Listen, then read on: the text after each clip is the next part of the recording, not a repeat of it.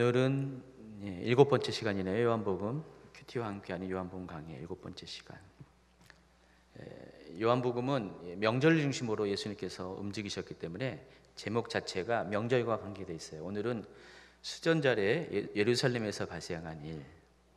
그래서 지금 계속해서 우리는 그 5장 이후로는 명절을 중심으로 해서 어느 명절에 어느 지역에서 예수님께서 어떤 사역을 했는가를 지금 살펴보고 있습니다. 오늘은 10장이고요. 이미 10장은 지난 시간에도 좀 일부를 다뤘고요. 자, 오늘은 10장 그 중반 이후에 부분들을 다루도록 하겠습니다. 다시 한번 이제 거듭 말씀드리는 것은 요한복음은 알면 할수록 어려운 책이다. 굉장히 요한복음은 단순한 깊이 있는 책 수준이 아니라 영적인 책 수준이 아니라 굉장히 제가 뭐라고 했어요? 지난주에 뭐라고 표현했어요? 짜증나는 책이다. 왜 누구 때문에요? 유대인들 때문에. 정말 가면 갈수록 여기서 만나는 유대인들은 너무나 짜증나게 합니다. 너무나 이렇게 힘들게 합니다. 이것을 읽는 우리도 그런데 오죽하겠어 예수님, 그 당하시는 예수님이 얼마나 힘드시겠어요. 그런데 그런 과정 속에 오히려 예수님이 누구신가가 더 명확해져요. 분명해집니다. 여러분, 고난이 오게 되면 어떻게 되죠? 여러분이 가치가 명확해지지 않습니까? 전혀 내가 이것도 저것도 아닌 것 같은데 고난을 통해서 정결해지고요, 내 안에 있는 보석이 드러나는 그런 것을 많이 경험하죠. 해당하는 분은 끄덕끄덕하고 해당하지 않은 분은 과연 그럴까? 예수님도 지금 이 유대인들의 그런 아주 그냥 강력한 이 비난과 또 이 핍박 속에서 오히려 예수님이 누구신가에 대해서 더 분명해지고 더 확실해지는 그런 과정을 밟고 있습니다. 그래서 요한복음 5장부터 지금 진행되는 지금 10장 앞으로 12장까지 계속 요한복음 3부에 해당하는 건데, 이 부분들은 예수님께서 유대인들에 의해서 계속해서 배척당하는 이야기들이 실려져 있습니다. 근데 각 장마다 어떤 포맷이 있어요. 어떤 그 구성하는 구조적인 특징이 있는데, 첫 번째는 어떤 사건이 일어나고, 두 번째는 그것으로 인해서 논쟁이 일어나고, 그리고 그것 때문에 예수님이 누구신가에 대한 어떤 확실한 선을 긋는 일들이 생기고, 그리고 마지막으로 그 예수님이 누구신가가 드러날 때 예수님에 대해서 반응하는 두 무리가 나눠진다고 설명드렸어요. 이해하시죠? 매 장마다 이것들이 반복적으로 나타나는 특징이라는 것입니다. 요한복음 10장도 마찬가지예요. 그런 포맷을 갖고 있는데, 근데 요한복음 10장은 다른 챕터와 달리 좀 약간 특이한 좀 장입니다. 왜냐면은 예수님께서 이 과정 중에 명절을 기해서 예수님이 주로 예루살렘에 올라오셔서 사역을 하셨는데, 지금 요한복음 10장에서는요 이 네 가지 포맷이, 네 가지 단계가 진행이 되는데 한 절기에 일어난 사건이 아니라 두 개의 절기에 걸쳐서 이 사건이 진행되고 있다는 것입니다. 그래서 초막절 직후에 하나의 사건이 벌어지고, 그리고 초막절 이후에 수전절이라는 절기가 또 오는데, 그 수전절에 이 사건이 마무리가 됩니다. 그래서 지금 요한복음 10장은 초막절 직후부터 수전절까지 약 두세 달 기간 중에 일어난 일입니다. 다른 거는 바로 그 명절 절기에 일어나는 일들을 기록한 건데, 10장만은 특이하게 요한복음 10장만은 초막절 이후부터 수전절까지 이르는 약 두세 달 기간 가운데 일들이 발생했다는 것을 여러분이 아시기 바랍니다. 자, 요한복음 10장 19절 한번 읽어볼까요? 이 말씀으로 말미암아 유대인 중에 다시 분쟁이 일어나니 그 중에 많은 사람이 말하되 그가 귀신 들려 미쳤거늘 어찌하여 그 말을 듣느냐 하며, 어떤 사람은 말하되 이 말은 귀신 들린 자의 말이 아니라 귀신이 맹인의 눈을 뜨게 할 수 있으랴 하더라. 예루살렘에 수전절이 이르니 때는 겨울이라. 자, 이런 식으로 갑자기 초막절 이후에 일어난 사건이 수전절로 확 뛰어넘어가 버립니다. 그리고 계속해서 논쟁이 이어지게 됩니다. 그래서 이러보건대 지금 예수님은 초막절부터 수전절까지 계속해서 예루살렘에 머무셨다는 것을 여러분이 추측할 수가 있어요. 보통 예수님이 명절에 예루살렘에 오셨다가 다시 갈릴리를 가시는데 이때는 예수님이 초막절에 예루살렘에 오셔가지고 수전절까지 계속 머물러 계셨음을 우리가 추측할 수가 있습니다. 앞서서 초막절 때 예수님이 그토록 오고 싶지 않으셔 했잖아요.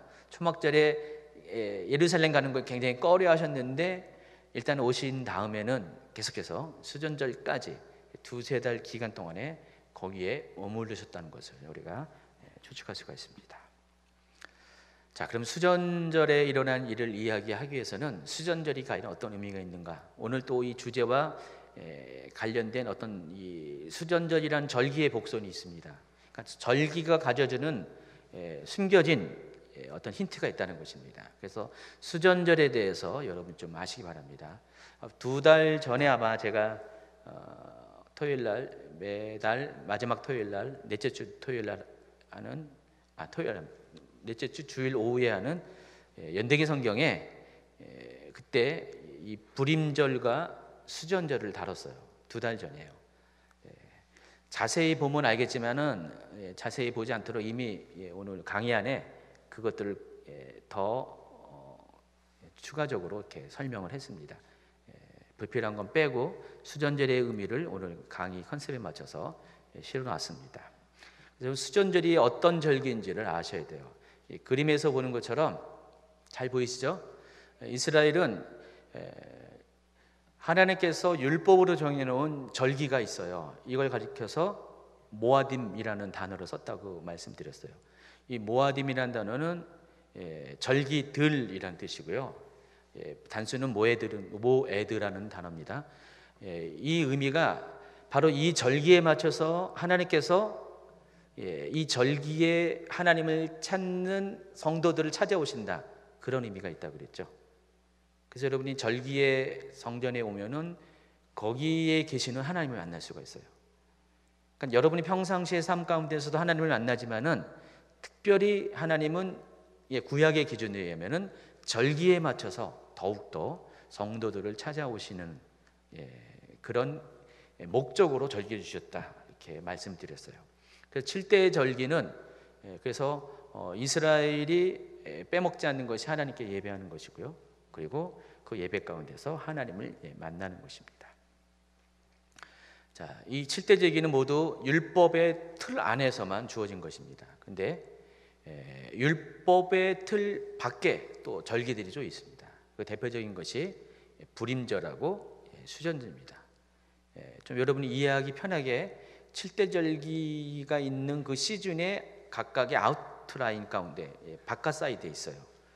여러분 7대 절기의 첫 번째 절기가 유월절하고 무교절인데, 유월절과 무교절이 같이 진행이 되죠. 유월절부터가 무교절입니다. 그래서 그때가 대략 봄절기예요. 3월 아니면 4월입니다. 근데 불임절은 그보다 앞에 있어요. 그래서 보통 2월 말 3월 초에 찾아옵니다. 자, 불임절은 어떤 역사적 사건을 가지고 불임절이 제정됐을까요? 기억하시죠? 예? 성경 어디에 나와 있죠? 에스더서에 나와 있습니다. 거기까지만 얘기하겠습니다. 다 아시죠? 어떤 사건인지. 그리고 수전절도 역시 마찬가지로 어떤 이스라엘 역사 가운데 역사적 사건을 통해서 제정된 절기입니다. 7대 절기는 하나님께서 일방적으로 이렇게 지켜라라고 주어진 절기. 근데 불임절과 수전절은 하나님께서 지키라고 한 것이 아니라 이스라엘이 민족적인 역사적 경험을 통해서 자발적으로 그 날을 기억하기 위해서, 기념하기 위해서 이스라엘 사람들이 정해놓고 지키는 절기입니다. 그래서 의미가 달라요. 하나님이 주신 절기와 약간 다릅니다. 자, 수전절은 여기 한자로 써 있는데 이게 이제 한자로 뜻으로 따지면은 대궐을 닦으다라는 뜻이에요. 지금 좀 이상하죠? 대궐의 전을 닦으다. 건물 이런 것들 닦으다는 뜻이에요. 여기가 이제 대궐이라고 생각하면은 대궐을 지금 막 여러분 바깥에서 청소를 하는 그런 절기다 그런 뜻이에요. 그래서 한자로만 보면은 수전절의 의미가 다가오지 않을 겁니다. 헬라어로는 이 수전절이 재건이라는 뜻을 갖고 있어요. 다시 건축하다라는 뜻이죠. 그리고 히브리어로는 봉헌하다라는 뜻을 갖고 있어요. 그래서 영어도 이 히브리어의 의미에 맞춰서 봉헌의 축제라는 의미로 사용합니다. 이 데디케이션이라는 단어가 봉헌이라는 뜻이거든요. 봉헌의 페스티벌이다, 축제다, 그런 의미로 사용합니다. 그러니까 수전절은 그거예요. 어떤 것들이 다시 재건되어서 그것을 기뻐하고 기념하는 어떤 축제를 벌이는 절기, 그런 의미입니다. 어떤 것이 다시 재건되어 가지고 하나님께 다시 봉헌되는 그것을 기념해서 축제를 여는 절기, 이게 수전절이라는 것입니다. 그럼 여기서 어떤 것이 뭘까요? 성전이에요. 성전이 다시 재건되어서 하나님께 다시 봉헌되는 것을 기념하여 지키는 절기가 수전절이라는 것입니다. 자, 그렇다면은 왜 그런 절기를 지키는가에 대해서 여러분 좀 궁금하실 것입니다. 그래서 수전절의 역사적인 그런 배경을 아셔야 돼요. 수전절이 어떻게 역사 가운데 이 절기가 정해지는가, 그 유래를 아셔야 됩니다. 이미 연대기 성경 할 분들은 다 알고 있는 것입니다. 그래서 제가 좀 간단하게 한 번 더 설명하겠습니다. 수전절을 가리켜서 히브리어로 하누카라라고 합니다. 하누카, 봉헌이라는 뜻입니다. 이 하누카라는 단어는 구약 성경에 여러 곳에서 나와요. 봉헌이라는 의미로 대체적으로 사용되는데, 하누카의 기원은 BC 2세기경으로 거슬러 올라갑니다. BC 2세기는 신구약 중간기 시대예요. 그래서 이 신구약 중간기 시대에는 이스라엘이 나라가 없이 살았어요. 그리고 나라가 없기 때문에 어떻게 해요? 이민족 저민족에게 계속해서 어떤 반식민지 상태, 아니면 완전 식민지 상태, 그런 상태로, 때때로 독립국 상태로 있을 때도 있었지만 거의 그런 상태로 외세의 영향을 받고 지내던 그런 때였습니다. 이스라엘이 남유다가 이제 최후의 왕국인데, 남유다가 언제 멸망했어요? 586년에 BC 586년에 멸망을 하면서 바벨론의 지배를 받게 됐습니다. 자, 근데 그 바벨론이 이스라엘을 점령한 지 얼마 안 돼 가지고, 크게 100년도 안 돼 가지고 바벨론이 멸망을 당했습니다. 누구한테 멸망을 당하면은 페르시아한테. 그리고 그 페르시아가 또 누구한테 멸망을 당했냐면은 헬라 제국 알렉산더 대왕에 의해서. 그러는 과정 속에 유대 땅을 지배하는 지배자도 똑같이 바뀝니다. 바벨론에서 페르시아, 또 페르시아에서 헬라, 그리스로 바뀌게 됩니다. 이런 과정을 유대 민족도 다 겪어낼 수밖에 없었습니다. 그래서 이 알렉산더 제국에 의해서 이제 유대도 하나의 이제 변방에 있었는데, 알렉산더 대왕이 아주 이른 나이에 요절을 했잖아요. 30 몇 세였다, 3세인가 4세인가, 곧 언저리에 알렉산더 대왕이 일찍 죽었어요. 후사를 남기긴 남겼는데 아직 이렇게 돌볼 수 있는 그런 나이가 아니라 깐난 뱃속에 있었을 거예요 아마. 굉장히 그런 상태였기 때문에 알렉산더 대왕의 뒤를 이을 왕이 없었어요. 그러다 보니까 이 알렉산더 제국은, 헬라 제국은 방대했는데 그 땅을 통치할 통치자가 없으니까 그동안 알렉산더 대왕을 뒷받침했던 장군들이 있었는데, 그 장군들이 각각의 지역을 분할해서 통치합니다. 처음에는 7개 정도의 그 영토가 분할이 되었었는데 나중에는 4개로 다시 재정리가 됩니다.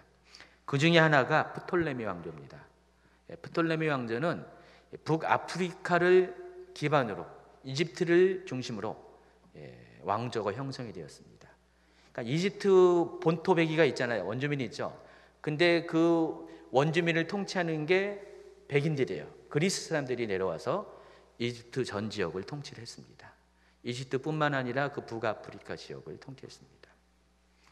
그러면서 바로 그 유대 지역을, 가나안 지역을 더불어서 통치를 했습니다. 그래서 처음에 그 이스라엘 사람들은 바로 이 프톨레미 왕조의 통치하에서 살게 되었습니다. 자, 근데 이 프톨레미 왕조는 종교적인 관용이 있었어요. 프톨레미 왕조의 특징이 민족들 다 품을 수 있는 관용 정책을 폈습니다. 한마디로 말하면 그냥 착한 민족이죠. 착한 왕조죠. 그래서 거기에 혜택을 봐가지고 이스라엘도 종교적인 자유를 누리고 살았었어요. 당시에 왕은 없었지만은 그 종교적인 모든 권한을 갖고 있는 대제사장이 실질적인 통치하는 그런 구조로 이스라엘이 살고 있었습니다. 그러다가 어느 시기에 프톨레미 왕조와 또 시리아를 통치하고 있는, 시리아 중심으로 그 윗지역을 통치하고 있는 이 셀루쿠스 왕조, 똑같이 그 알렉산더의 후예입니다. 이 셀루쿠스 왕조가 전쟁을 벌여가지고 프톨레미 왕조가 패합니다. 그러면서 이 가나안 지역에 대한 통치권이 셀루쿠스 왕조로 넘어가게 됩니다. 처음에는 이 셀루쿠스 왕조도 이스라엘에 대해서, 유대인들에 대해서 좀 관용적인 정책을 폈었어요. 그러다가 점점 적대적인 억제하는, 탄압하는 그런 정책으로 바뀌게 됐습니다. 특별히 이들은 헬레니즘에 대한 강력한 어떤 자기 문화에 대한 강력한 자부심이 있어서 자기들이 통치하는 피지배 민족들에게 강력하게 헬라화 정책을 펼치게 됐습니다. 그들도 똑같이 그리스 사람처럼 생각하고 그리스 사람처럼 행동해야 된다, 그것을 주장하게 됐습니다. 그러한 흐름이 특별히 BC 175년부터 163년까지 이 셀루커스 왕조를 통치했던 안티오쿠스 4세라는 이 왕 치하에서 강력하게 그것들이 더 일어나게 됐습니다. 바로 이때 유대인들이 핍박을 당하기 시작한 거예요. 종교적인 박해를 받게 됩니다. 이때 역사 상황이 이 외경 중의 하나인 마카비서에 잘 기록이 되어 있어요. 일반 역사서보다 오히려 더 구체적으로 잘 이 내용이 정리가 되어 있습니다. 그러니까 마카비서의 기록에 의하면은 이 안티오코스 4세는 왕이 된 후에 167년에 BC 167년에 성전에서 드리는 모든 예배들을 못하게 막았습니다. 그리고 성전에 제단이 있잖아요. 제단에 뭘 세웠냐? 제우스 신상을 세운 거예요. 바로 그리스 로마 신화의 최고 신이죠. 그 제우스 신상을 딱 세우는 거예요. 성전이에요. 여기가 예루살렘 성전에다가 중앙에다가 제우스 신전을 딱 세운 겁니다. 그리고 사람들로 하여금 이제는 더 이상 유대교를 믿지 않고 하나님께 예배드린 것이 아니라 바로 제우스 신을 숭배하도록 그렇게 강요를 했습니다. 예루살렘과 모든 유대에 속한 도시들에게 사신을 보내가지고 유대인들이 지키는 모든 율법들을 다 지키지 못하게 합니다. 그러니까 율법서 자체를 전부 다 폐기시켜요. 만약에 율법서를 갖고 있다, 그 사람 잡아서 어떻게 해요? 옥에 가두고 사형을 시킵니다. 그러니까 요즘식으로 말하면은 여러분이 성경을 갖고 있어요. 성경을 갖고 있으면은 발각되면은 잡아다가 옥에 가두고 죽인다는 것입니다. 그런 식으로 완전히 유대교 말살 정책을 피게 됐습니다. 그 이야기가 마카비상 1장에 나와 있는데 1장 41절 읽어볼까요? 그 후 안티오코스 왕은 온 왕국에 영을 내려 모든 사람은 자기 간섭을 버리고 한 국민이 되어야 한다고 했다. 이방인들은 모두 왕의 명령에 순종했고 많은 이스라엘 사람들도 왕의 종교를 받아들여 안식일을 더럽히고 우상에게 제물을 바쳤다. 왕은 또 사신들을 예루살렘과 유다의 여러 도시에 보내어 다음과 같은 칙령을 내렸다. 유다인들은 이교도들의 간섭을 따를 것, 성소 안에서 번제를 드리거나 희생제물을 드리거나 술을 봉헌하는 따위에 외식을 하지 말 것, 안식일과 기타 축제일을 지키지 말 것, 성소와 성직자들을 모독할 것, 이 교회 제단과 성전과 신당을 세울 것, 돼지와 부정한 동물들을 희생 제물로 바칠 것, 사내 아이들에게 할례를 주지 말 것, 온갖 종류의 음란과 모독의 행위로 스스로를 더럽힐 것, 이렇게 하여 율법을 저버리고 모든 규칙을 바꿀 것. 이런 식의 칙령을 내렸어요. 칙령을 내리다 보니까 어때요? 따르는 자들도 있고 항거하는 자들이 있겠죠. 그런 사람들에게 대해서 사형에 처하는 또 칙령을 내리게 됩니다. 마카비서 1장 50절, 이 명령을 따르지 않는 자는 사형에 처한다. 율법서는 발견되는 대로 찢어 불살라 버렸다. 율법서를 가지고 있다가 들키거나 율법을 지키거나 하는 사람이면 누구든지 왕명에 의해서 사형을 당하였다. 또 60절에 보니까 자기 아이들에게 할례를 받게 한 여자들은 법령에 따라서 사형에 처하고 그 젖먹이들도 목을 매달아 죽였다. 그뿐 아니라 그들의 가족과 그 아이들에게 할례를 베푼 사람까지 모두 죽였다. 자, 그러나 62절, 이에 꺾이지 않고 부정한 것을 먹지 않기로 굳게 결심한 이스라엘 사람들도 많았다. 그들은 부정한 음식을 먹어서 몸을 더럽히거나 거룩한 계약을 모독하느니 차라리 죽음을 달게 받기로 결심하였고 사실 그들은 그렇게 죽어갔다. 당시의 상황이란 것입니다. 종교적인, 사회적인, 정치적인 상황이에요. 자, 이것을 그친 것이 아니라 이 안티오코스 4세는 자기를 가리켜서 에피파네스라고 불리게 했어요. 이 에피파네스라는 것은 신이 지금 여기 내려왔다, 그런 뜻이에요. 현현했다는 뜻이에요. 다시 말해서 자기가 곧 신이다. 그래서 보통 역사에서는 안티오코스 에피파네스 4세라고 공식적으로 불러요. 이 안티오코스 4세를 부르는 명칭이 안티오코스, 신이 현현한 사람, 그런 식으로 불렀다는 것입니다. 자, 상황이 이렇게 되니까 당시에 이 경건한 유대인들, 그런 사람을 가리켜서 하시딤이라고 불렀어요.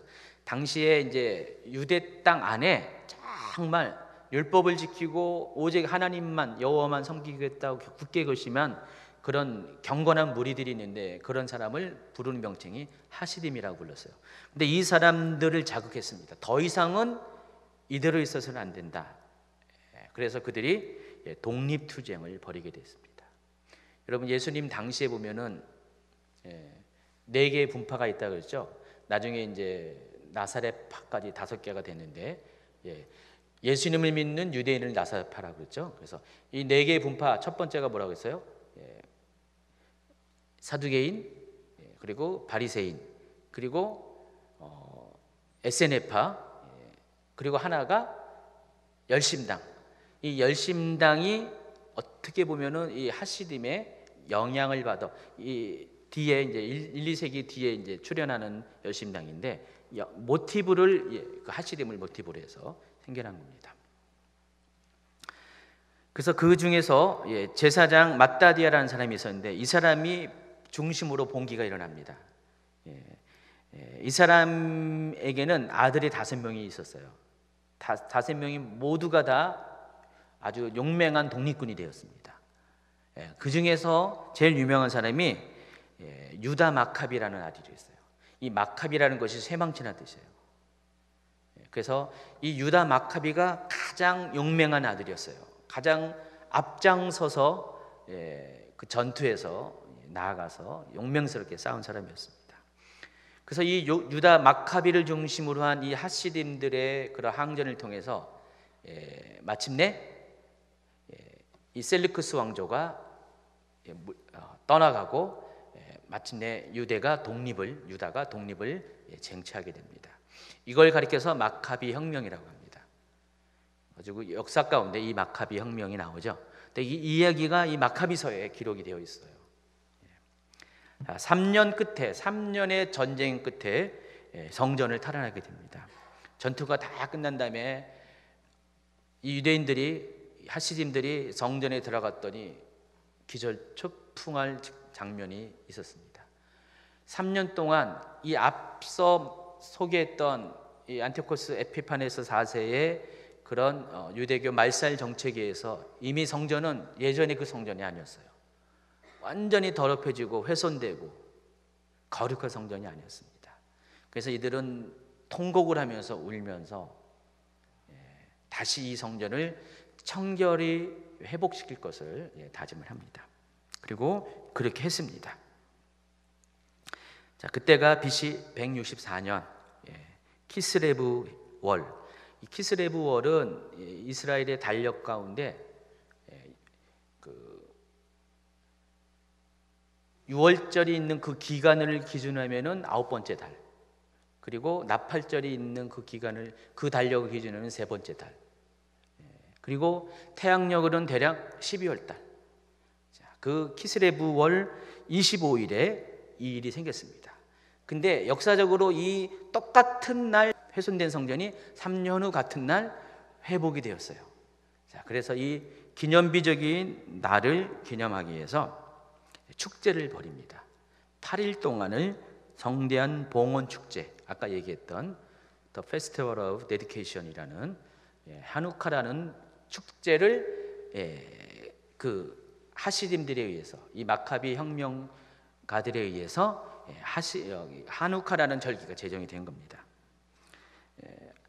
하누카의 특징은, 가장 큰 특징은 촛불을 밝히는 거예요. 그래서 이 하누카를 가려서 빛의 절개라고 합니다. 그리고 또 한 가지는 마카비서나 요세푸스의 기록에 의하면은 이 수전절을 8일 동안 지키라고 했고, 어떻게 지키냐면은 초막절과 같이 지키라고 그랬어요.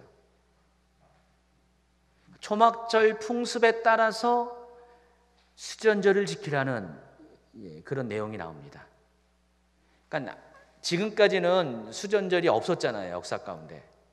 새로 제정을 하면서 이 제정한 사람들이 수전들을 어떤 식으로, 어떤 의식을 가지고, 풍습을 가지고 지킬 것을 처음에 정했냐면은 초막절 스타일로 하라는 거였습니다. 그래서 이 수전절에 행하는 이 풍습은 초막절과 닮아 있어요. 그 중에 하나가 초를 켜는 거고, 촛대에 초를 켜는 거고, 또 한 가지가 이렇게 여러분 그림에 나와 있는 것처럼 초막절에나 볼 수 있는 똑같은 종려나무 잎을 가지고 막 흔들면서 페스티벌을, 기쁨의 행진을 하는 것입니다. 이때 시편 113편부터 118편까지 나와 있는 할렐루야 찬양을 부릅니다. 시편을 부릅니다. 할렐을 부릅니다. 할렐을 부르면서 사람들이 거리에 나와 가지고 수전절을 축하합니다. 바로 이런 공통적인 풍습이 있었다는 것입니다. 8일간의 불을 밝히는 이유에 대해서 미드라시에 이렇게 기록이 되었습니다. 한번 같이 읽어볼까요? 유다 마카비가 성전을 탈환하여 성전 등대에 가보니 기름이 하루치밖에 없었습니다. 성전에서는 율법에 따라 대제사장의 검사를 통과한 거룩한 기름만 사용해 있었습니다. 그런데 8일 동안 등불이 꺼지지 않고 성전을 밝히는 기적이 일어난 것입니다. 제사장들은 이 기간 동안 성전을 정결케 하고 거룩한 기름을 준비할 수 있었다는 것입니다. 이 말이 뭐냐면은 처음부터 수전절을 8일 동안 지키려고 했던 것이 아니라 단지 성전을 밝히는 메노라가 원래 성전을 밝히는 촛대였죠. 그것을 밝히는데 이 메노라에 들어가는 기름은 아무 기름은 되는 건 아니거든요. 구별된 기름, 제사장들이 만든 구별된 기름만이 쓰는 거예요. 여러분 집에 있는 식용유 갖고 되는 거 아니고 올리브 갖고 되는 것도 아니고 특별하게 구별된 기름만 사용합니다. 근데 그게 하루치밖에 없었다는 거예요. 그래서 그 하루치 기름을 등잔에 집어넣고, 촛대 등잔에 집어넣고 폈는데 8일 동안을 꺼지가 않는 거예요. 지금 요거 몇 시간 안 가요. 한 3시간밖에 안 가거든요, 요거. 근데 이게 8일 동안 기적적으로 타오른 거였어요. 그 동안에 제사장들은 기름을 준비할 수 있었고, 그래서 그 8일 동안 불이 초자연적으로 꺼지지 않는 것을 기념해서 그때 이후부터 8일 동안 수전절에는 이렇게 촛대에 불을 붙이는 것이 풍습이 되었다, 전통이 되었다, 그 말입니다. 이해하시겠죠? 자, 그러다가 이제 처음에는 아마 메노라로 시작했다가 점점 시간이 바뀌면서 AD 70년경 예루살렘이 성전이 파괴된 이후에는 성전이 없다 보니까 이 촛대를 각 가정에서 키는 형식으로 바뀌게 됩니다. 그러면서 촛대가 어떻게 되냐? 이미 그때부터 수전절 초기부터 그랬겠지만은 원래 메노라는 촛대가 7개죠. 근데 수전절 날 키는 촛대는 그 가지가 9개예요. 왜 9개냐? 9개죠. 왜 9개? 이유가 있습니다. 바로 8일 동안 불을 펴야 되기 때문에. 근데 저 가운데 거는 어떤 거냐면은 씨앗불이라고 하면 될까요? 저 불을 항상 켜놓고요. 저 불은 다른 촛대에다가 불을 붙이는 점화하기 위한 기본 불이에요. 저거는 8일에 카운트 되는 거 아니라 제일 처음에 저 중앙에다가 이제 불을 딱 붙인 다음에 두 번째부터는 중앙에 있는 불을 가지고 옮겨 담는 거예요. 첫째 날 왼쪽이 되든지 오른쪽이 되든지 하나의 불을 켭니다. 두 번째 날 또 저 중앙에 있는 불을 가지고 붙여가지고 옮겨서 두 번째 촛대. 그래서 매일매일 한 개씩 추가가 돼가지고 8일 동안 이렇게 촛불이 하나씩 추가가 되는 거예요. 그럼 마지막 날 되면 8개 촛불이 되죠. 또 기본적으로 가운데 있는 게 하나가 돼서 9개. 자, 이거는 완성된 촛대입니다. 하루 하나씩 이렇게 촛대 불이 더 밝혀집니다. 요걸 가리켜서 하누키아라고 부르었습니다. 요 수전제 촛대를 가리켜 하누키아. 요거는 뭐라고요? 메노라. 다 히브리어예요. 요건 메노라고 부르고 저거를 하누키아라고 불렀습니다. 그러면서 유대인들은 이 촛대를 붙일 때마다 여러분에게 한 것처럼 이렇게 기도문을 낭송을 합니다.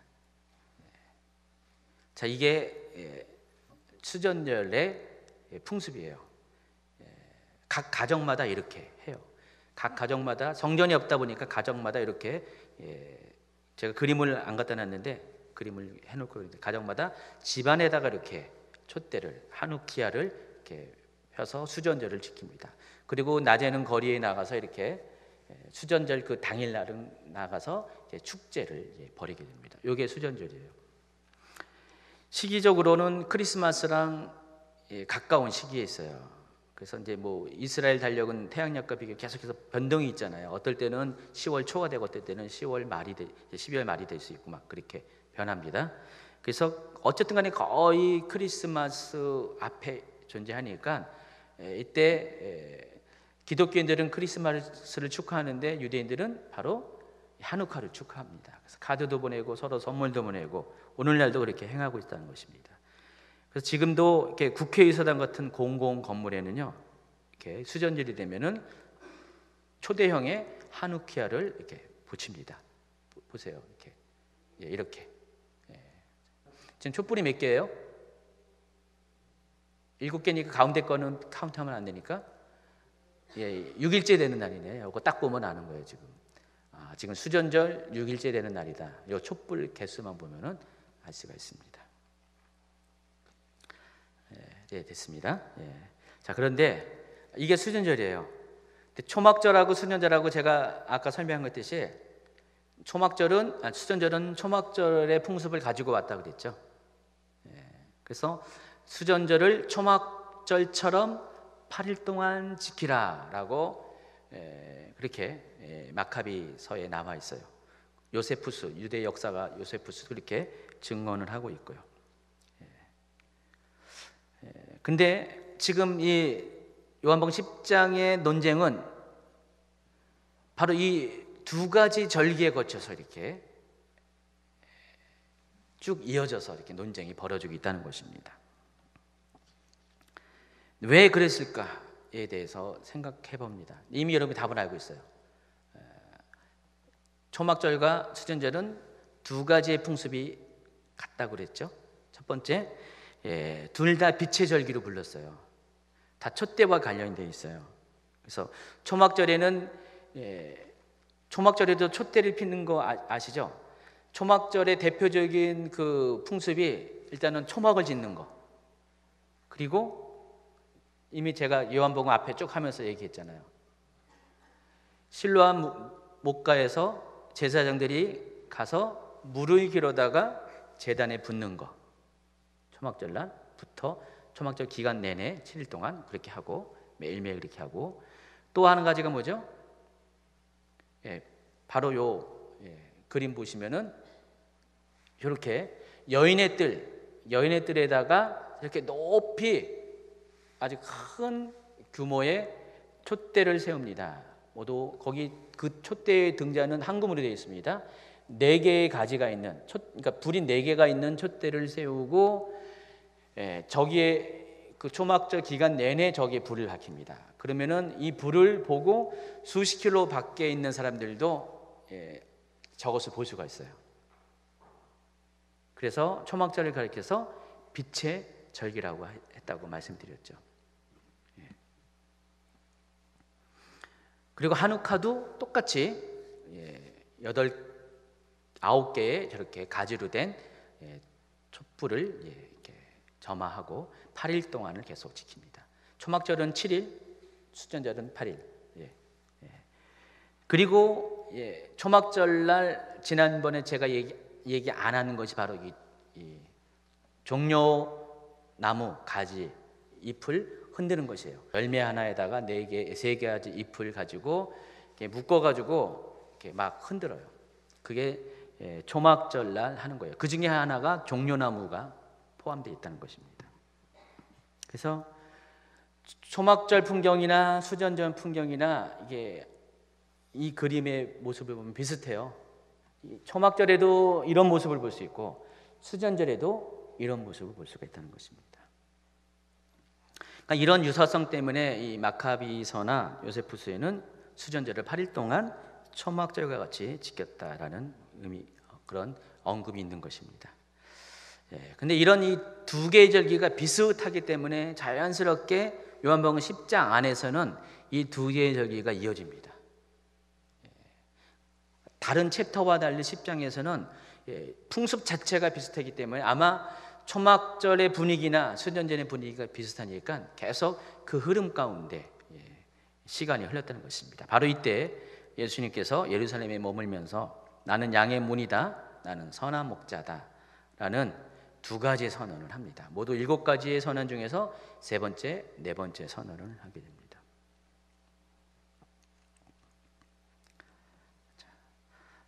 22절 읽겠습니다. 예루살렘의 수전절이 이르니 때는 겨울이라 예수께서 성전 안 솔로몬 행각에서 거니시니.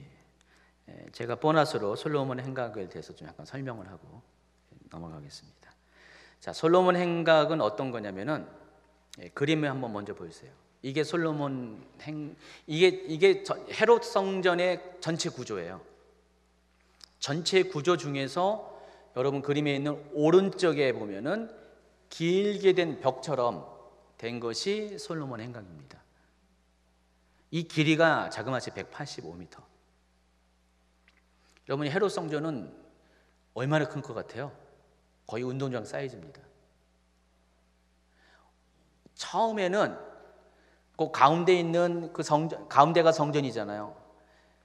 성전의 안쪽에 있는 성소만 준비됐어요. 스룹바벨 성전은. 근데 그게 이스라엘 뜰 또 여인의 뜰 확장되면서 저렇게 나중에는 외곽 울타리까지 커지는 아주 대규모 건축물이 됩니다. 이것을 몇 년 동안 지었다고 그랬어요? 40년이 넘게. 그러니까 예수님이 공생애를 사역할 때 이미 성전은 계속 몇십 년 동안 지어지고 있었던 거예요. 맨 처음 안쪽에서부터 막 지어져서 이제 외곽적으로 이제 건축물이 들어서겠죠. 그 중에 하나가 이제 솔로몬 행각입니다. 자, 솔로몬 행각을 자세히 한번 보시면은요. 다음 그림을 보시면은 이거는 미니어처예요. 지금 여러분 예루살렘 가면 요거 예루살렘 박물관 가면은 야외에 이렇게 예루살렘의 안에 있는 구조물 건축물들이 이렇게 딱 똑같이 미니어처로 만들어 놨어요. 거기 보면은 저렇게 솔로몬 행각이 딱 돼 있죠. 그래서 제가 사파를 한번 찾아봤어요. 요게 솔로몬 행각인데 실제보다는 굉장히 사이즈가 협소해요. 원래 솔로몬 행각은 요 가운데 기둥이 있죠. 요런 기둥인데 이 기둥이 조만하지가 않아요. 어른 세 명이 서로 연이어서 이렇게 삥 둘러 있어야지 그걸 이렇게 잡을 수 있는 그 정도. 그러니까 지름이 굉장히 큰 거죠. 엄청난 큰 겁니다. 이렇게 세 명이서 이렇게 해야 돼요. 아마 그 지름이 한 거의 1.5m 이상 되지 않을까 제 생각에. 그 정도로 큰 기둥이 15m 높이로 이렇게 쫙 올라와 있어요. 15m 높이로 돼가지고 이렇게 저기는 2개밖에 없지만은 실은 4개의 기둥이 연이어서 쫙 있어가지고 이게 185m 길이에 걸쳐 쫙 그렇게 펼쳐져 있습니다. 그리고 천장이 있어요. 생각해 보세요.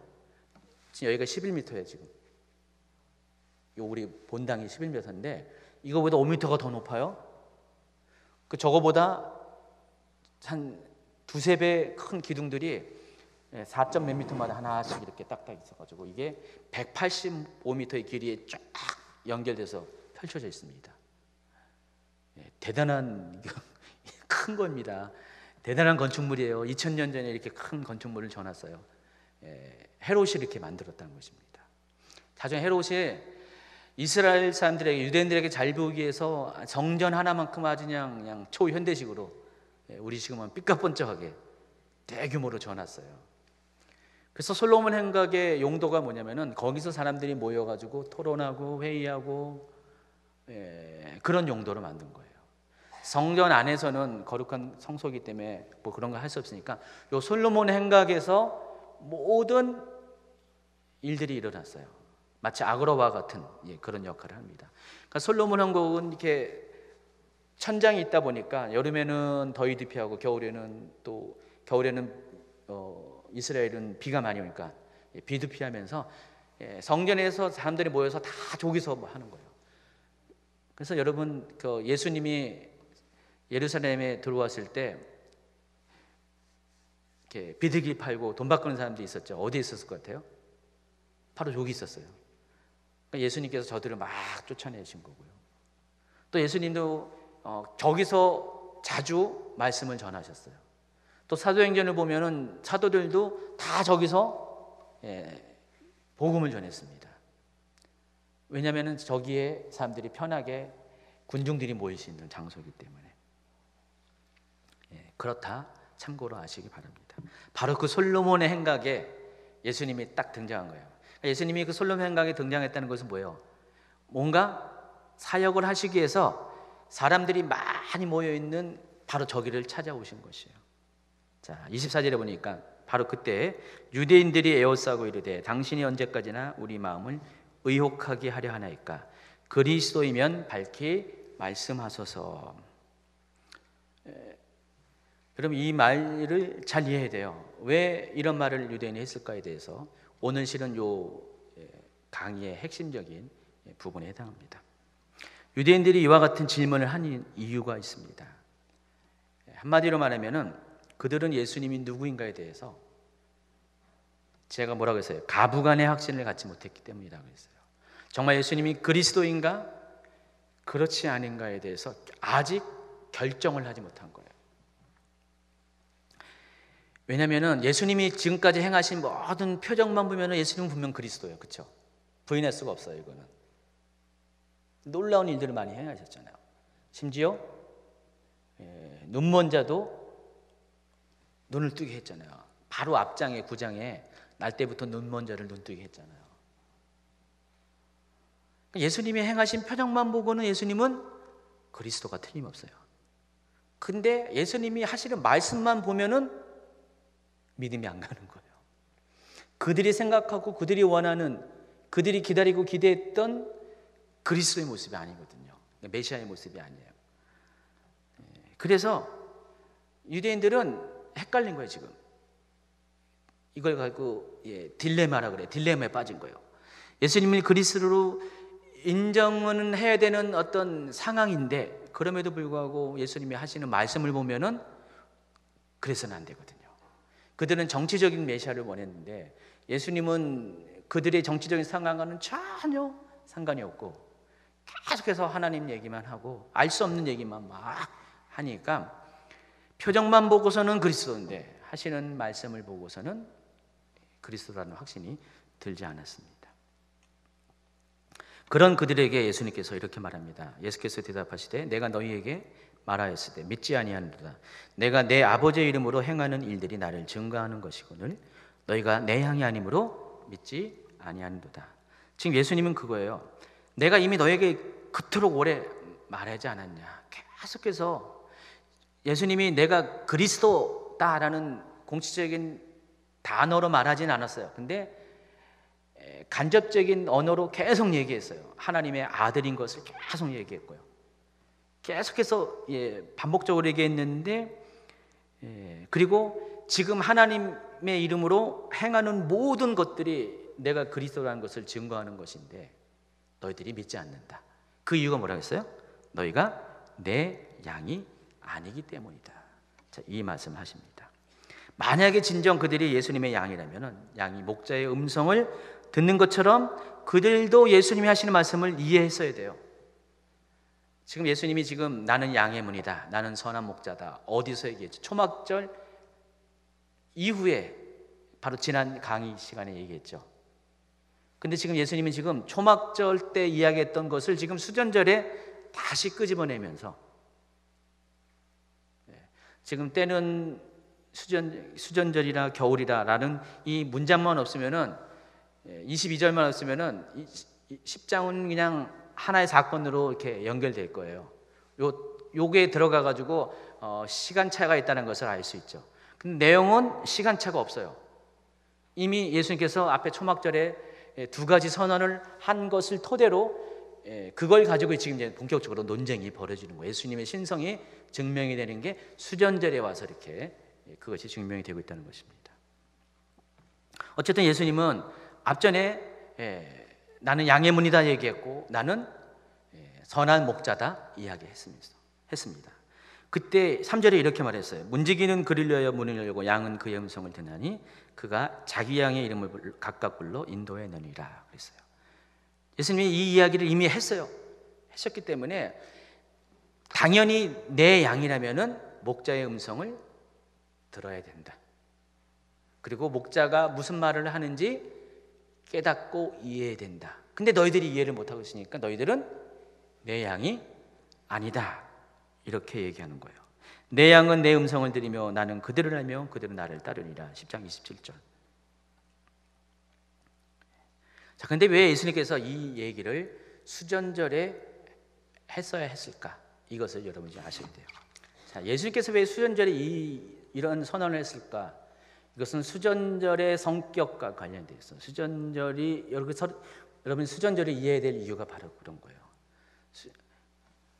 예수님이 하시는 행동은 그냥 하시는 게 없어요. 다 하늘의 지혜를 가지고 앞뒤를 다 보시고 하시는 거거든요. 섭리 가운데. 그러니까 이 말을 수전절날 하셔야 될 이유가 있다는 것입니다. 이해하시겠어요? 그걸 아시면 돼요. 자, 수전절은 어떤 날이라고 했어요? 유대인들에게는 6월절이 과거 구약 시대의 민족적인 독립을 쟁취한 날이라면은 수전절은 어떻게 해요? 똑같은 날이에요. 그들에게도 독립기념일과 같은 날입니다. 특별히 성전이 탈환된 아주 역사적인 날이었습니다. 성전이 회복돼서 다시 데디케이션 한 날, 봉헌된 날, 한우카된 날, 그런 날이었습니다. 이스라엘 사람들에게는 이거 종교적으로도 역사적으로도 정치적으로 굉장히 중요한 게 수전절이에요. 그래서 유대인들이 지금도 7대절기도 잘 지키지만 수전절도 열심히 잘 지키는 거예요. 중요한 날이기 때문에. 근데 이 일을 누가 했죠? 마카비, 유다 마카비 쇠망치가 했습니다. 수전절이 올 때마다 유대인들은 누굴 떠오르겠어요?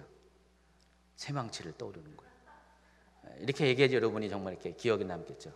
마카비라면은 이제 아마 다 까먹을 거고, 잠깐 쇠망치를 떠올랐을 겁니다. 수전절 날은 우리 유다 마카비에 의해서 우리 민족이 안티오코스 에피파네스 4세의 그 포갑적인 학정에서부터 구출당하고 또 성전이 회복된 아주 놀라운 날이다. 그래서 마카비를 생각했어요. 수전될 날마다. 그리고 지금 유대인들이 예수님 당시에 당하는 상황도 어때요? 안티오코스 에피파네스 4세 때보다는 덜 하겠지만 어쨌든 그때는 헬라 시대였고 지금 로마 시대로 바뀌면서 거의 200년 가까이가 이제 흘렀죠. 그러면서 상황은 여전했어요. 똑같이 외세에 의해서 지금 압제당하는 상황이었어요. 누군가가 나타나서 그들 민족을 구원해 줄 필요가 있었어요. 그래서 이들은 또다시 마카비와 같은 사람이 등장하기를 기다렸던 것입니다. 정치적인 메시아가 등장할 것을 기대요. 그러니까 이제는 쇠망치 수준이 아니라 해머를 가지고 와서 그냥 로마인들을 다 깨부시고 자기 민족을 구원해 줄 메시아가 필요했습니다. 바로 그때 그들은 누굴 봤죠? 예수님을 본 거예요. 놀라운 기적을 행하면서 사람들을 치유하고 그냥 놀라운 일들을 행하는, 그래서 많은 무리들을 그냥 빨아들이는, 진공청소기처럼 빨아들이는, 갈릴리에 갔더니 남자만 5,000명, 실은 따지고 보면 2만 명 모였겠죠. 그런 대중적인 영향력을 가진 예수님을 주목한 겁니다.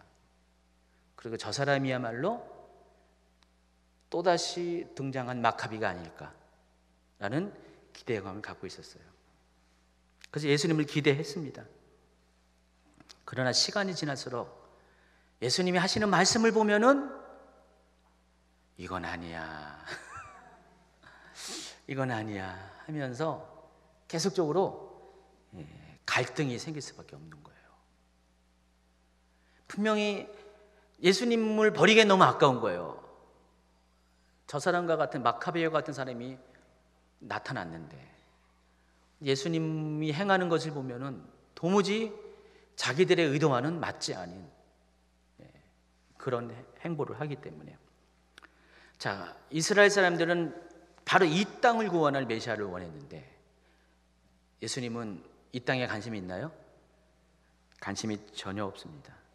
예수님은 관심은 오직 하나님 나라였습니다. 이 세상의 왕이 되는 것이 아니라 하나님 나라가 이 땅에 오는 것을 원했습니다. 그래서 유대인들은 그런 과정 중에 오늘 24절에서 예수님께 확답을 구하는 거예요. 지금 막 유대인들이 막 예수님을 둘러쌌잖아요. 지금 무리들이 다 모여가지고 지금 최종 단판을 하는 거예요. 뭐라고 했어요? 당신이 언제까지나 우리의 마음을 의혹하게 하려 하나이까? 그리스도이면 밝히 말씀하소서. 이 질문을 한 이유가 바로 여기 있다는 것입니다. 그런 그들에게 예수님이 뭐라고 했어요? 너희는 내 양이 아니기에 내 말을 믿지 아니한다. 이 얘기를 하시는 거예요. 자, 보너스로 이제 더 오늘 설명을 더 확실하게 여러분이 이해시키기 위해서 5장부터 시작되는 이 동일한 패턴을 다시 한번 리바이벌 시켜드리겠습니다.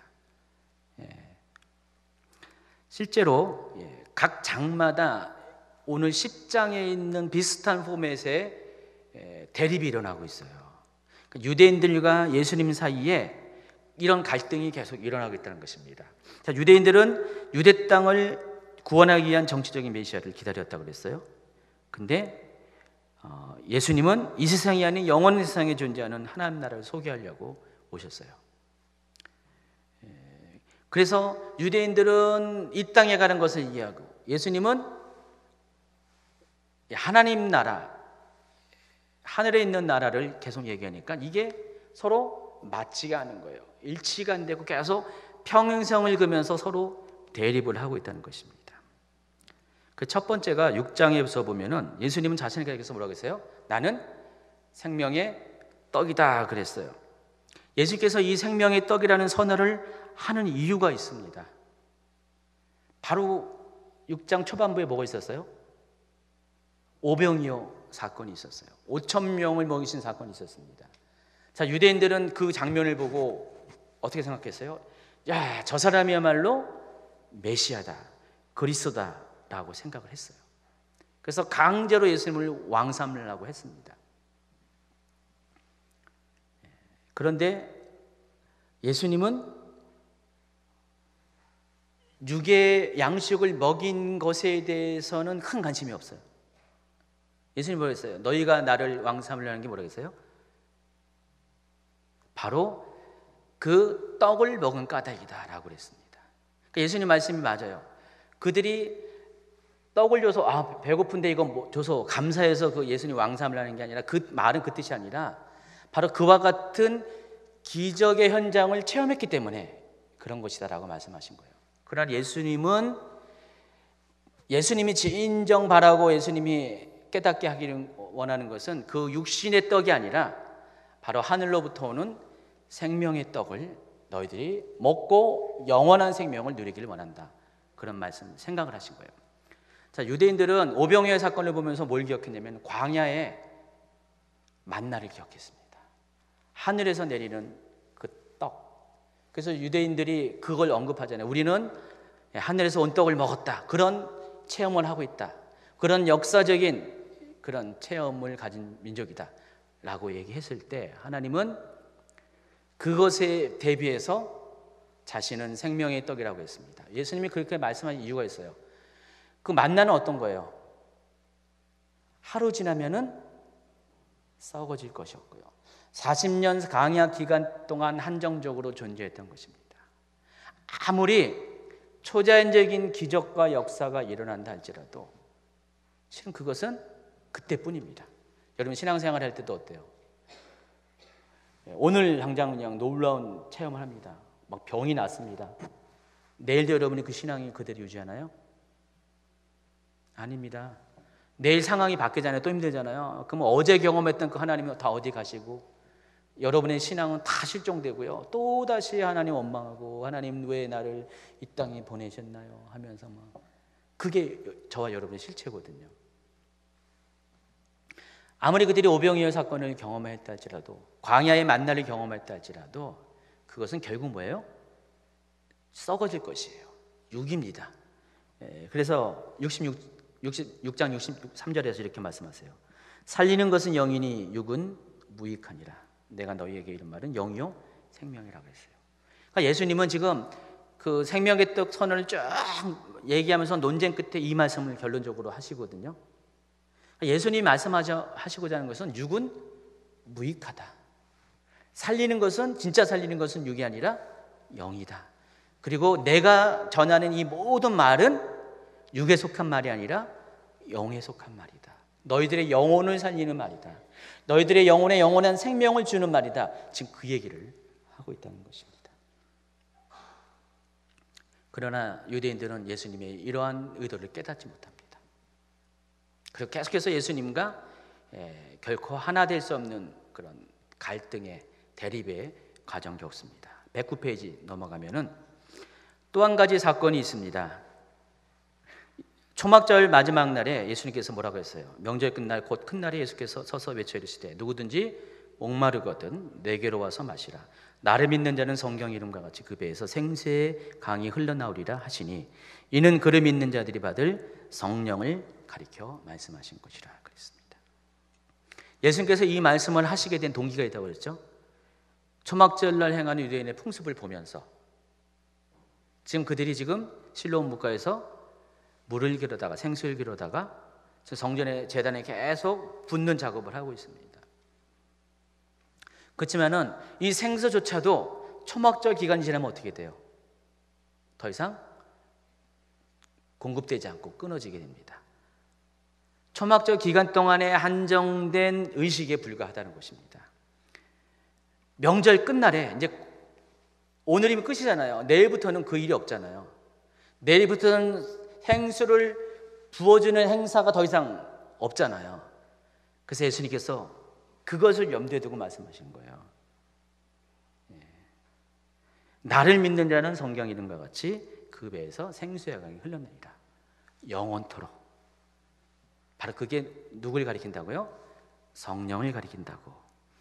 지금 유대인들은 생수를 기억하는데 예수님은 영적인 생수인 바로 성령을 지금 이야기합니다.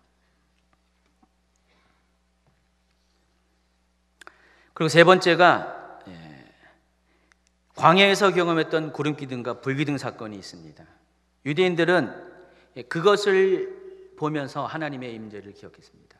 그래서 소막절날 그런 하나님의 임재를 상징하는 그런 빛을 만들었어요. 그게 바로 그 뭐라 그랬죠? 그때 당시 사람들이 부르는 세상의 빛이라고 부르는 등대자예요. 그 등대 촛대 이름이 세상의 빛이에요. 근데 그 촛대도 초막절이라면 어떻게 돼요? 꺼지게 돼 있어요. 그런 그들에게 예수님은 뭐라고 했어요? 나는 바로 세상의 빛이다. 나는 세상의 빛이니 나를 따르는 자는 어둠에 다니지 아니하고 생명의 빛을 얻으리라. 바로 이 말씀 하셨습니다. 그러니까 예수님의 빛은 영원히 꺼지지 않는 빛입니다.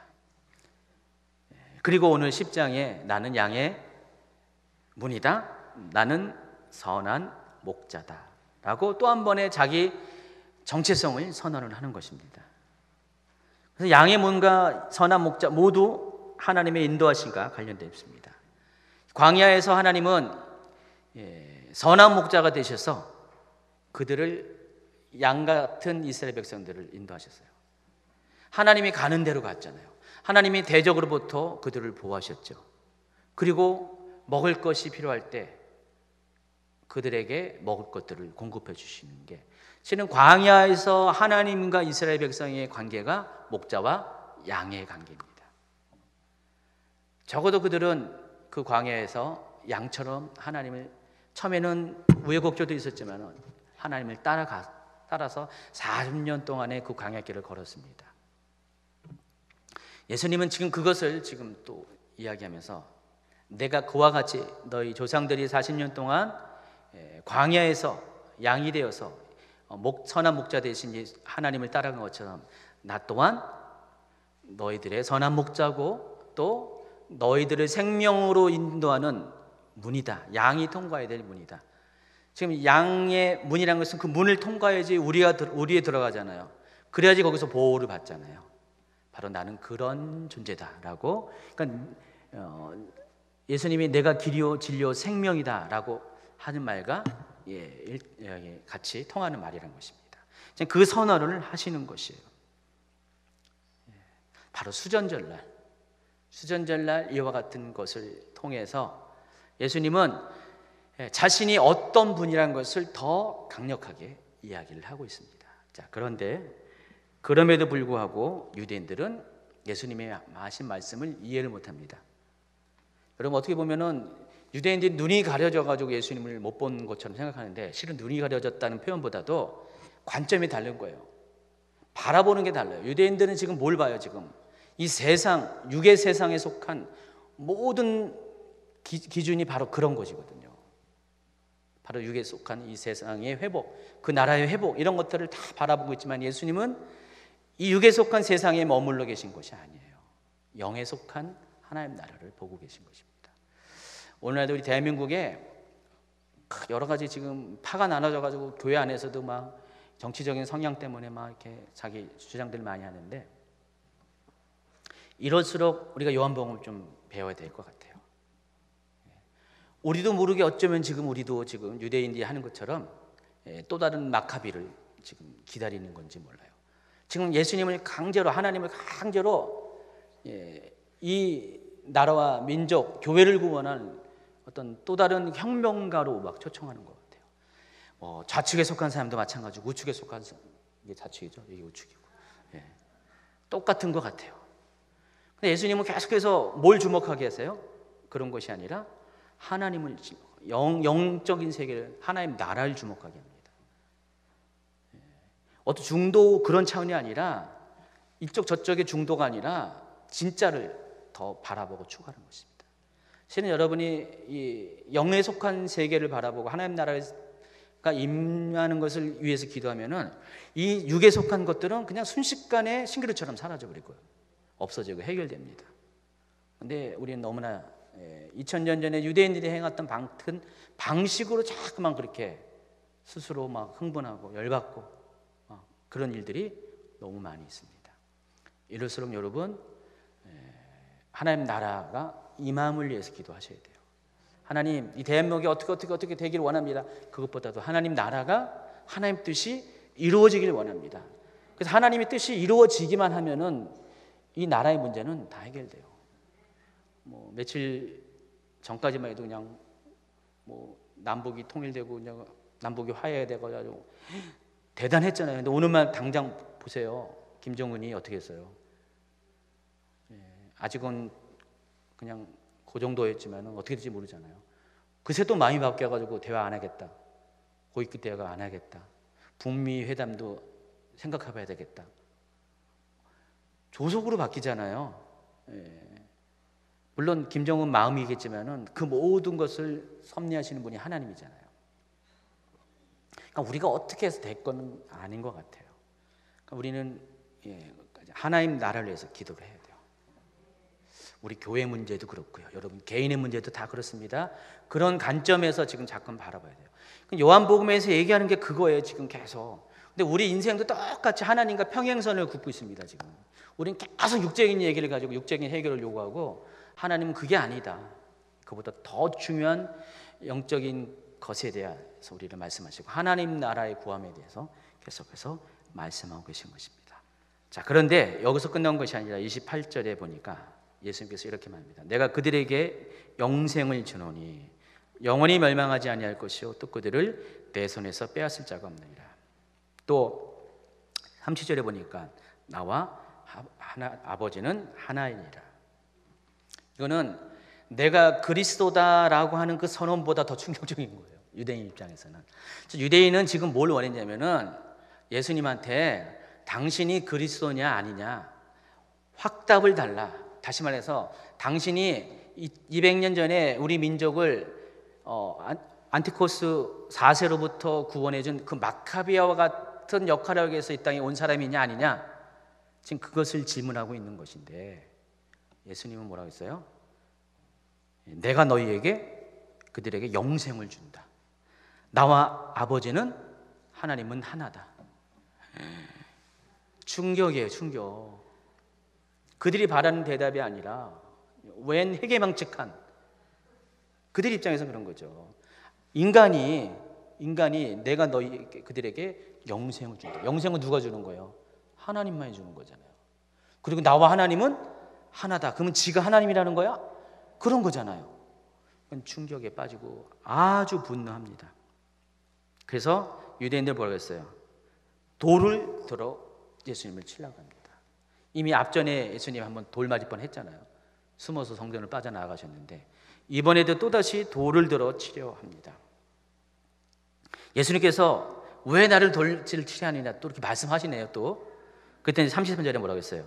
유대인들이 대답하되 선한 일로 말미암아 우리가 너를 돌로 치려는 것이 아니라 신성모독으로 인함이니 내가 사람이 되어졌지 하나님이라 함이라라. 그러니까 너가 하는 예수님한테 너가 하는 그 선한 일 이것 때문에 돌리시는 것이 아니라 방금 내가 뭐라 그랬냐? 내가 자칭 하나님이라고 한 거 아니냐? 지금 그 얘기를 하는 거예요. 너는 당연히 돌마저 싸다 하면서 지금 돌로 친다고 하는 것입니다. 그때 예수님께서 34절에 이렇게 말합니다. 이르시되 너희 율법에 기록된 바 내가 너희를 신이라 하였노라 하지 아니하였느냐. 성경은 패하지 못하나니 하나님의 말씀을 받은 사람들을 신이라 하였거든. 하물며 아버지께서 거룩하게 하사 세상에 보내신 자가 나는 하나님의 아들이라 하는 것으로 너희가 어찌 신성모독이라 하느냐 그랬습니다. 지금 예수님이 시편에 나와 있습니다. 시편에 나와 있는데 하나님께서 사람들을 보고 너는 신이다라고 한 이유가 있어요.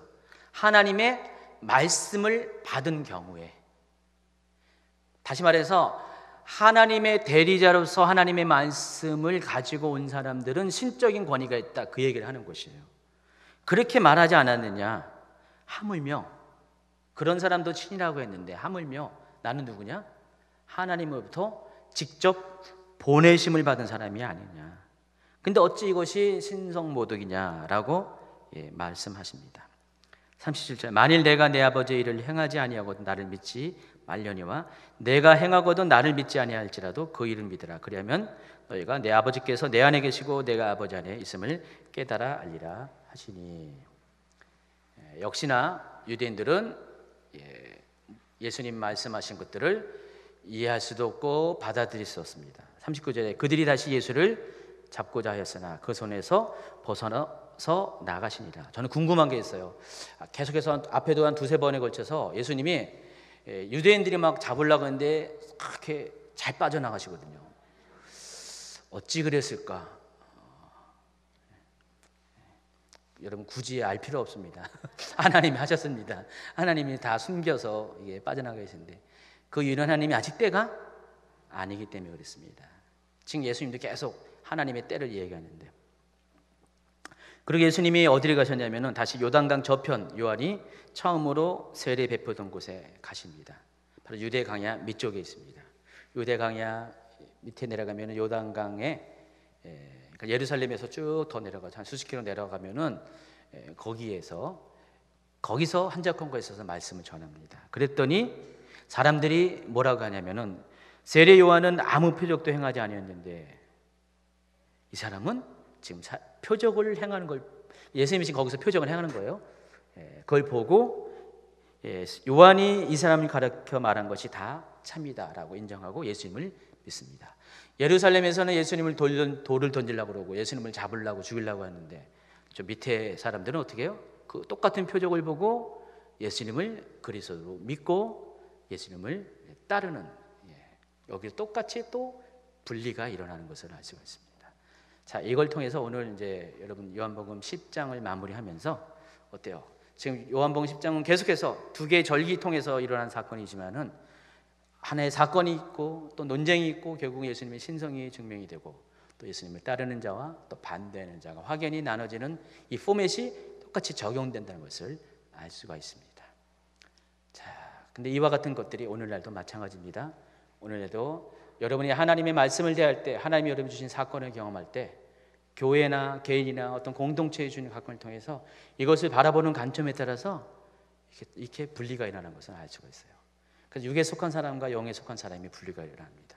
정말로 예수님을 따르는 자와 예수님을 반대하는 자가 분리가 일어납니다. 종교인들과 그리고 성령의 사람들의 분리가 일어나게 됩니다.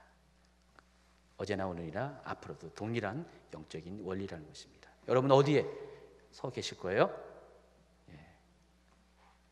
보니까 바리새인들, 유대인, 사두개인 같은 유대인들은 항상 예수님을 반대하는 쪽에, 많이 안다고 많이 종교적인 위치에 있다고 하는 사람들은 예수님 반대에 있는데 오히려 아무것도 모르는 것 같은 무리들은 예수님을 보고 따릅니다.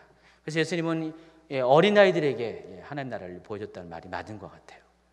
여러분 그런 사람이 돼서 정말 예수님을 하여금 짜증나지 않게끔 하시기 바랍니다. 기도합니다.